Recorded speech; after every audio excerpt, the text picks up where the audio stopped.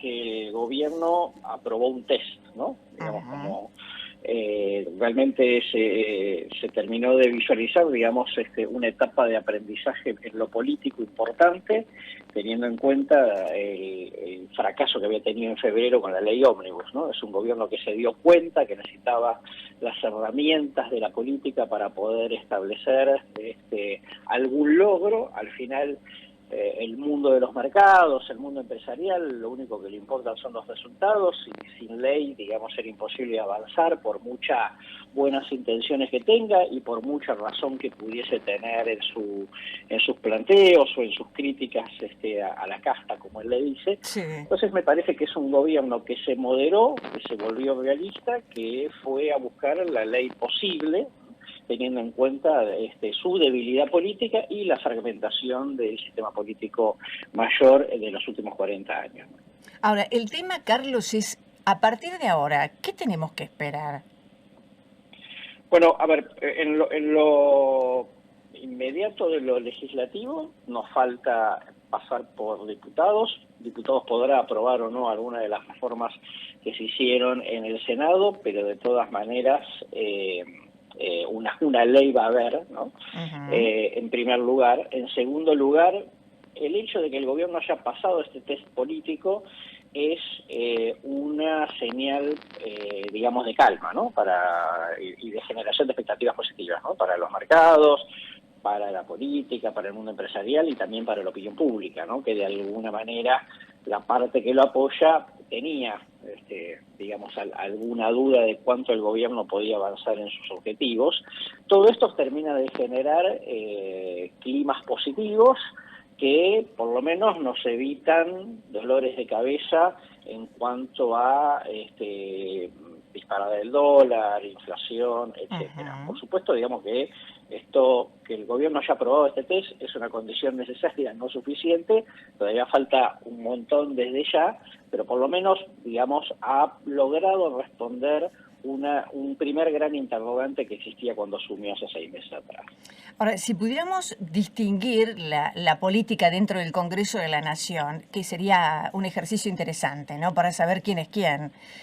¿Cómo distinguiría a la Unión Cívica Radical, al peronismo, al kirchnerismo, que no opinan lo mismo, se ve, se nota? ¿Cómo lo distinguiría usted? Bueno, a ver, primero creo que el radicalismo, yo diría son dos radicalismos, ¿no? Como viene Ajá. sucediendo, digamos, hace mucho tiempo. Una ala, digamos, más de centro que representa y pragmática, que representan los gobernadores, tiene 5 gobernadores, el radicalismo no es menor, y que obviamente, digamos, necesitaba la ley, porque la ley beneficia la posibilidad de las finanzas de las provincias. Entonces ese ala, digamos, está más cercana ideológicamente al presidente, no necesariamente coincidiendo con todo, pero aunque más no sea por necesidad. Y después una ala más socialdemócrata, yo diría, me parece que minoritaria, creo que el ala de los gobernadores representa más a la propia opinión pública, al propio votante radical. Uh-huh. Lustó, digamos, como es de la capital federal, es senador, un opositor en su propio distrito, representa más una ala más socialdemócrata, creo que representa parte de la militancia, pero no representa la mayoría, por eso, digamos, la fragmentación del voto que vimos en el Senado. Mucho se habla o la gente también se pregunta cuando escucha ciertos periodistas que dicen hubo cambio de favores para llegar al empate. ¿Usted lo cree? Bueno, sí, pero es lo que sucede en toda negociación de historia universal, digamos, eso Uh-huh. no tiene ninguna... en un régimen parlamentario eso ocurre todos los días, ¿Te doy ¿no? esto a cambio de aquello? Ese sería... Claro, totalmente, ¿no? Uh-huh. Digamos, o hay, digamos, yo te voto la ley, pero esto no me gusta, con lo cual te pido que lo saques y así. Eso no debería llamar la atención, y mucho más cuando uno tiene debilidad política, ¿no? Digo, situación que no tuvo Carlos Menem o no tuvieron los Kirchner durante bastante tiempo. Entonces, digo, cuando uno más debilidad tiene, más tiene que estar dispuesto a la negociación, y me parece que en ese sentido Digo, que el gobierno lo haya entendido oportunamente me parece un dato positivo, me parece un dato positivo hasta para la democracia, digamos, que se haya Ujú. dado en este clima de convivencia también. ¿Y Franco qué rol jugó en esto? ¿Usted cree que el rol de Franco fue desencadenante para la aprobación? Oh, un rol fundamental, porque Francos al principio era un buen negociador, pero sin todo el poder necesario para encarar la negociación. Ujú. Entonces negociaba cosas que después no podía garantizarle a las partes, porque la Casa Rosada por ahí lo cambiaba o pensaba distinto. Me parece que con el tiempo lo fueron empoderando y por supuesto, digamos, la frutilla del postre fue el hecho de inéditamente tener un jefe de gabinete que al mismo tiempo es ministro del Interior. Entonces, desde ese punto de vista, digamos, está claro que la política ganó espacio conceptual dentro de Milei, y Milei dejó hacer, digamos, como asumiendo que era mejor tener alguna ley que ninguna ley, ¿no? Ujú. Y que Franco lo iba a hacer mejor que él también, ¿no? Sí, Políticamente, totalmente. Bueno, claro, lo dijo Franco, de alguna manera también lo dijo Milei. Es claro, decir, la política es algo que a Milei le molesta, pues está bien, no hay problema, digamos, lo puede delegar mientras eso funcione, está fantástico. claro. Fara, después de todo lo dicho sobre China, ¿lo sorprende que Milei vaya a China ahora para negociar cuestiones económicas y financieras para Argentina? La verdad que no mucho. Primero porque volvemos a lo mismo, digamos, es un gobierno que se volvió pragmático. Dijo que no iba a tratar con comunistas y ahora, digamos, va a viajar a saludarse con Xi Jinping. ¿Por qué? Porque Argentina no necesita, porque Argentina tiene un swap que el gobierno chino, por suerte, se lo acaba de reconfirmar.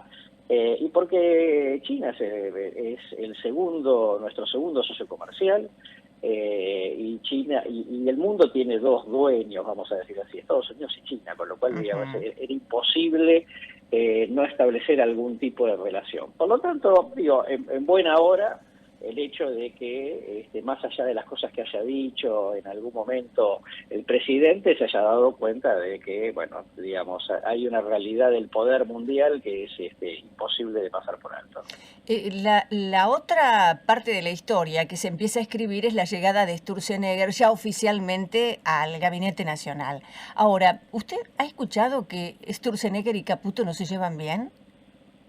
Sí, bueno, a ver, la historia es vieja, ¿no? Por el hecho de que Sturzenegger era presidente del Banco Central con Macri y Exacto. después lo reemplazó Caputo, ¿no? Ujú.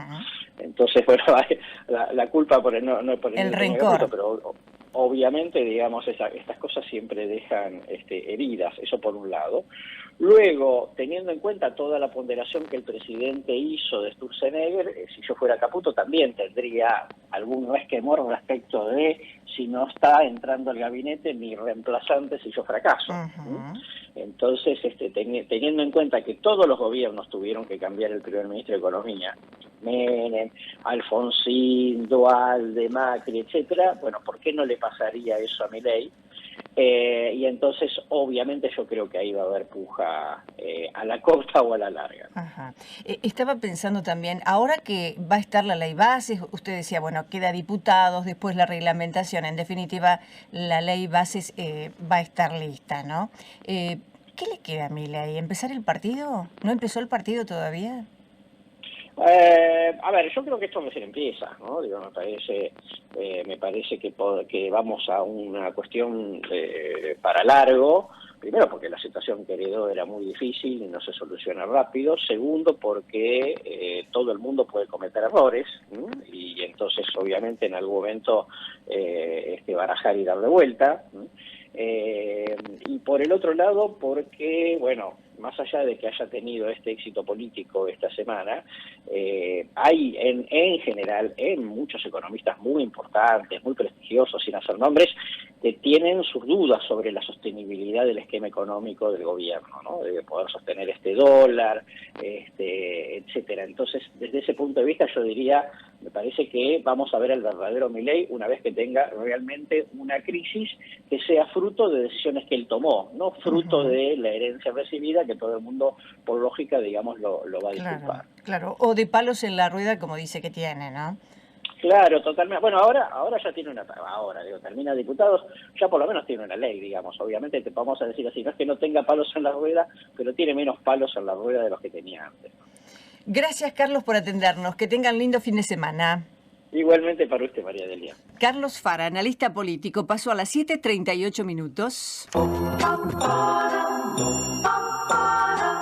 Reportajes y entrevistas en profundidad.